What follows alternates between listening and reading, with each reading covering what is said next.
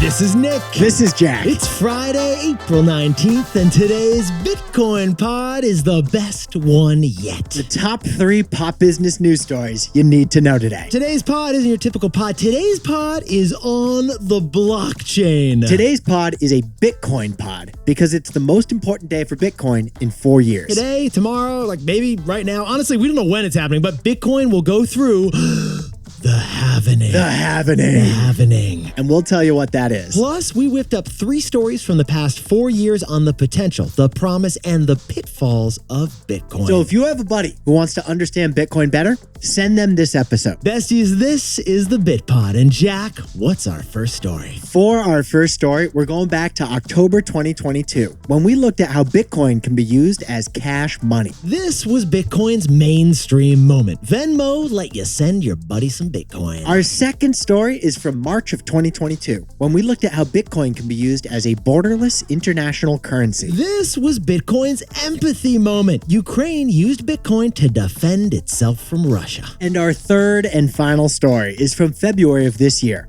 when we looked at Bitcoin as an asset to invest in. This was one of Bitcoin's many FOMO moments. And FOMO can quickly become NOMO. Isn't that the truth? No, FOMO, NOMO, we've been to that. But Yetis, before we hit that wonderful mix of stories, A wild mix of stories. Love the mix. we want to open with an announcement. Jack and I are Satoshi Nakamoto. We've been waiting to say it for years, haven't we, Jack? No, actually, we're not. And we could get sued for that, but we're not. Actually, I don't think we can get sued because no one knows who that person is. Let's just run with it then, Jack. Because back in 2008, an anonymous person named Satoshi Nakamoto published a white paper on Bitcoin.org. And thus, in 2008, cryptocurrencies were born. The title of that white paper, Bitcoin, a peer-to-peer electronic cash system. Sounds like a Gosling movie. Maybe a Tom Cruise movie. Well, 16 years later, 1 Bitcoin is worth $63,000. And in the history of this podcast, Jack and I have covered a lot of Bitcoin stories. We've covered Bitcoin's meme moment. The 2020 price pop. We've covered Bitcoin's crypto winter. The 2022 price drop. And we've covered Bitcoin's bit mitzvah. Yeah, when the first Bitcoin ETF was approved by the United States just this year. But today is a special day because it only happens every 4 years. Today is the halvening. The halvening, a scheduled event that actually goes back to that very white paper Jack mentioned like a minute ago. About every 4 years, the number of new Bitcoin that comes into circulation gets reduced by half. That's the halvening. And the halvening lowers how many Bitcoin are awarded to the Bitcoin miners out there. So there's less Bitcoin new supply, but there's the same Bitcoin new demand. Yeah, theoretically, the price could rise because of that, but honestly, with Bitcoin, like anything could happen. But we think this Bitcoin halvening is something different. Yeah. It's a time to reflect. And that's exactly what Jack and I did to prepare for today's pod. We're looking back on 4 years. 4 years of covering Bitcoin, and we chose 3 particular Bitcoin stories. 3 stories that highlight the promise, the potential, and the pitfalls of Bitcoin. At the end of the show, you'll basically be Ben the Bitcoin. You're going to be Ben the Bitcoin. If you know, you know. So this is the Bitcoin Pod. Jack, let's go mine our 3 stories. 15 years before this song, 2 boys from the Northeast met in the dorm. They had an idea that caused a cultural storm. It's the best one yet, but the best is the norm. Jack, Nick, that's it. I don't even think they need to practice. 50%, that's a fat tip. T-Boy City on your atlas. If you know, you know, cause we ready to go. We can't wait no more, so just start the show. Start the show. Start the show. First, a quick word from our sponsor.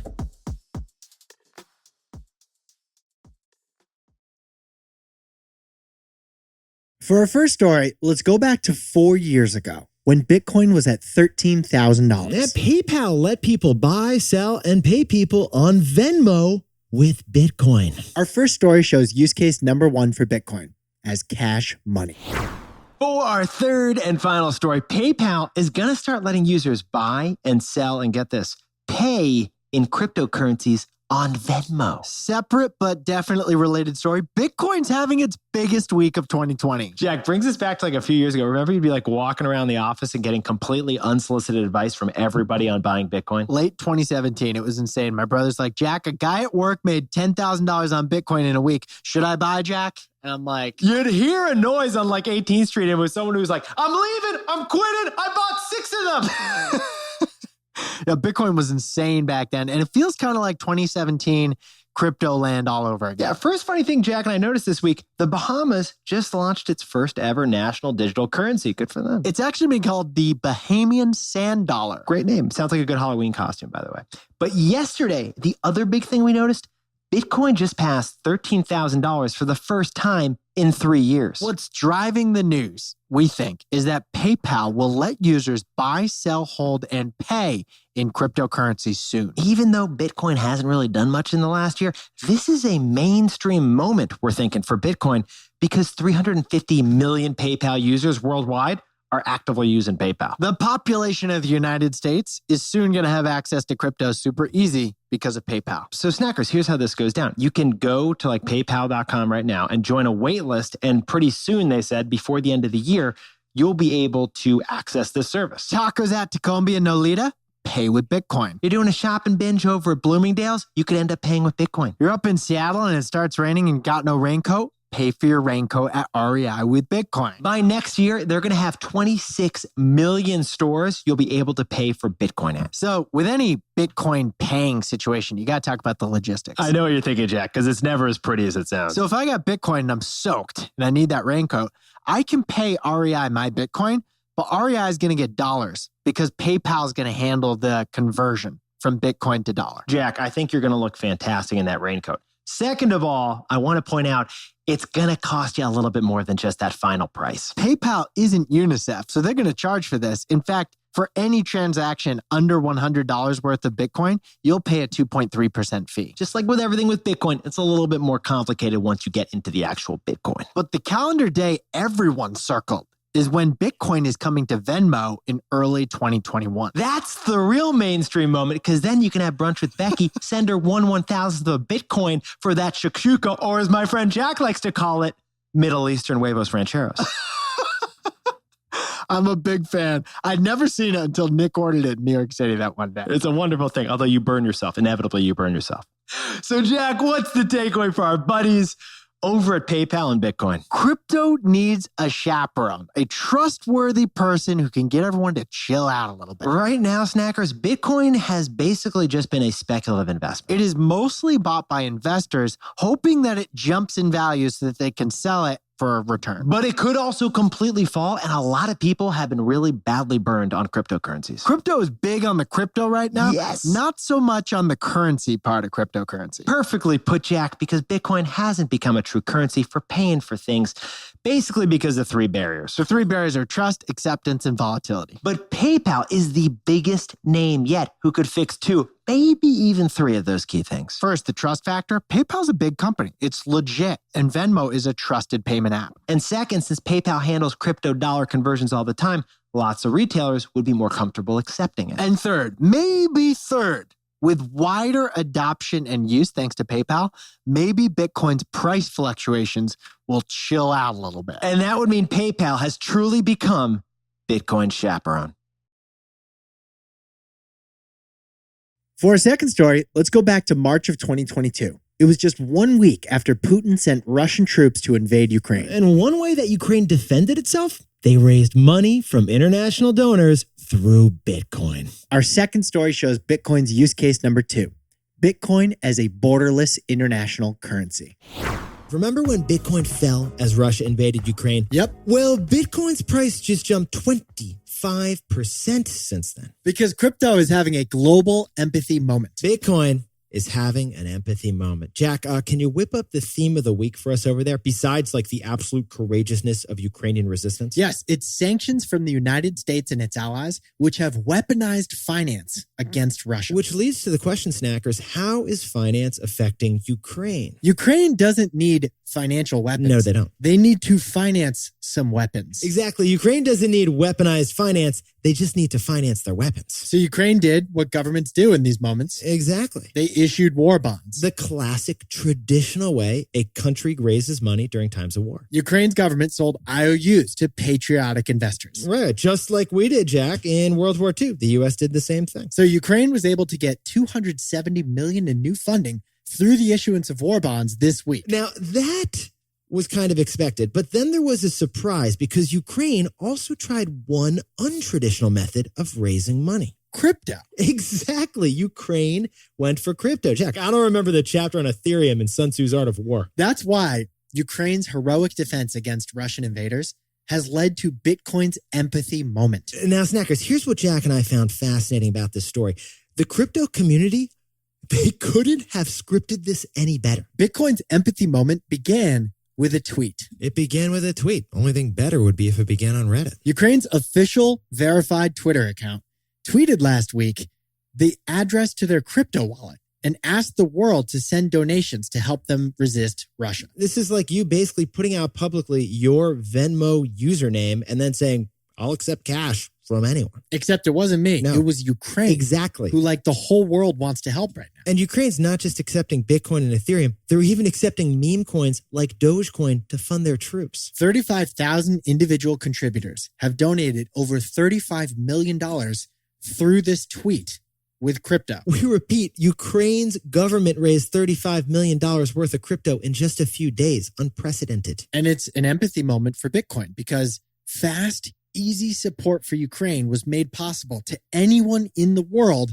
thanks to blockchain. Now, perhaps on this positive publicity, Bitcoin has jumped 25% since the invasion started. Now, context is key. Ukraine raised $270 million through the war bonds. That's several times more than they raised through crypto. But the power of decentralized finance is on display for the world to see, and it's being used for good. The story doesn't end there. Ukraine didn't just ask for donations on Twitter. No, Ukraine went further. Ukraine asked 8 crypto exchanges to ban Russians from doing transactions in cryptocurrencies. The crypto platforms declined that request, with one of the platforms saying that would go against their libertarian values. Which leads to our takeaway. So, Jack, what's the takeaway for all of our buddies donating crypto? This is Bitcoin's empathy moment, but Russia could undermine it. Snackers, thanks to those sanctions, Russia can't transact through conventional Western financial channels like it used to. And for that reason, the ruble is worth less than a penny right now. The ruble is actually worth less than a Robux right now, which is literally video game money. Under those stressful financial conditions, where might Russians turn? Crypto. Now, major crypto platforms are saying they will comply with Western sanctions against Russia. But officials and experts are concerned that Russians can find a way to evade sanctions by going through cryptocurrencies. Today, we're talking about crypto helping Ukraine.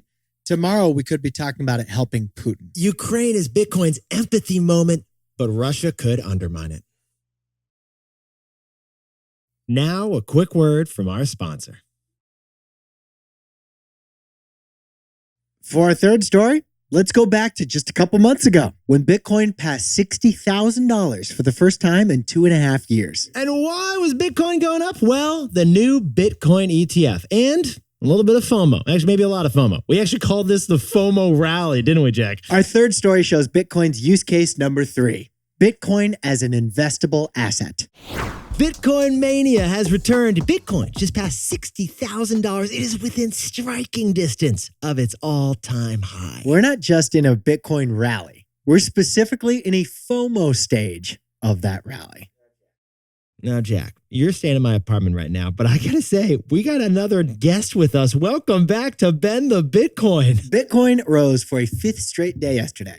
Bitcoin is now up 45% so far this year. Yeah, Bitcoin is up 45% this year after jumping 150% last year. Now, they don't have their laser eyes on their Twitter accounts anymore. Good point, Jack. But the Bitcoin bulls are louder than ever right now. Bottle service is back in Miami, baby. Now, Nick and I want to sprinkle on some context of the rally that Bitcoin, the cryptocurrency, is on right now. Oh, yeah, Bitcoin's market cap, which is the value of all the Bitcoin in the world, is now worth $1.2 trillion, Jack, the context.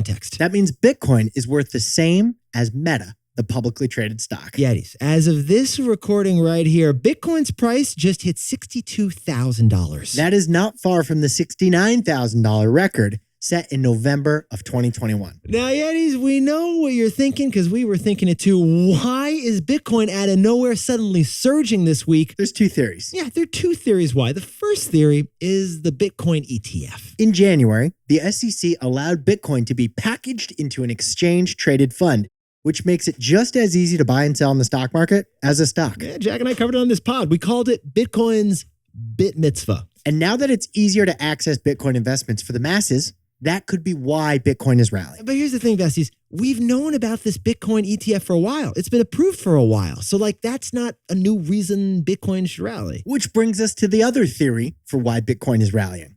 The halvening. The halvening of Bitcoin is an event that happens about every 4 years when the number of Bitcoin rewarded to Bitcoin miners is cut in half. We don't totally understand it. No one really does. But everyone's known this was coming for years, so that doesn't explain why it's rallying right now either. Okay, so it's probably not the Bitcoin ETF. It's probably not the Bitcoin halvening, which leads Jack and I to Our theory. which is FOMO. yeah, the more Bitcoin rallies, the more people hear about Bitcoin rally, the more people talk about Bitcoin rally, and the more that they want to get in. It's FOMO.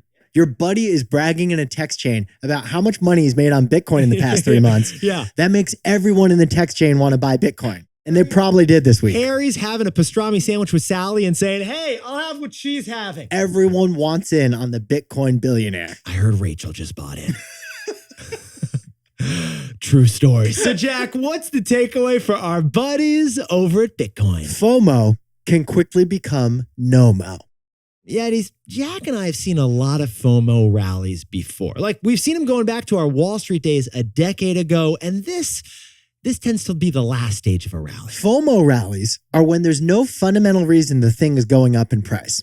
It's just emotional buying and momentum. Well, Jack and I think what's driving Bitcoin right now is the same force that drove up many stocks during the pandemic when you were stuck at home and had stimulus checks, money to spend. It's fear of missing out. Fear of missing out on all the gains that your buddies have been bragging about. Besties, the frenzied rise of Bitcoin this week with no clear new reason, it feels to us like a FOMO rally. And here's the key. Those who get in at this phase in the rally, the FOMO phase, those are the ones who could lose the most money if the FOMO runs out. So Yetis, proceed cautiously because FOMO can quickly become NOMO. Jack, could you whip up the bit takeaways for us over there? Bitcoin use case number 1. Bitcoin has cash money that you can buy and spend anywhere, just like dollars, even with your Venmo account. Most businesses, they don't accept Bitcoin, but someday they could. Bitcoin use case number 2. Bitcoin as a borderless international currency. No central banks, no one to control Bitcoin. Anyone can send Bitcoin anywhere. And our third and final use case of Bitcoin. Bitcoin as an investable asset. Honestly, this is what's mainly happening now. With Bitcoin sitting today close to record highs, it's mainly being used as an investable asset. It's mainly something to put money into and hope that the price rises. But remember, FOMO can quickly become NOMO, faux show. True. You know. Now, time for the best fact yet. This one's sent in by the Winklevoss brothers. It says, love the show, guys. Here's a fact. Yetis, here's the best fact yet about Bitcoin. Bitcoin is actually a scarce asset.